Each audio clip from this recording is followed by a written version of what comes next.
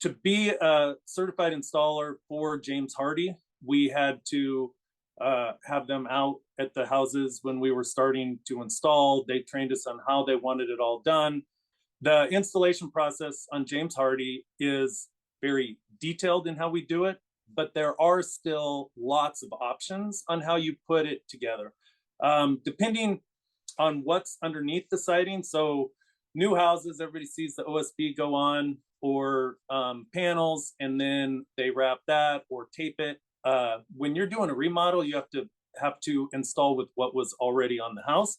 So some houses in Omaha have paneled siding, which we actually can wrap with moisture barrier and go over the top of that, pull all the trim off and go over the top of the siding and start from there.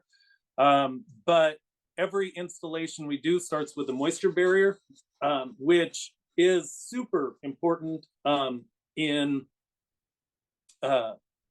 how the whole system works together. It's more of a system than just an installation. So in your house, you're constantly making moisture, whether you're cooking, whether you're showering, whatever you're doing, and that moisture will move through the walls or the attic and end up going to the outside. So moisture barrier will let the moisture go through, and no drops of water go back in.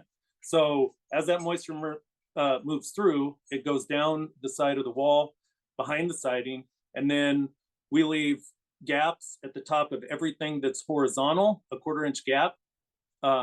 Tape it right, put the moisture barrier on the right, so nothing will go in, but anything that's trapped behind the wall will have a place to go out.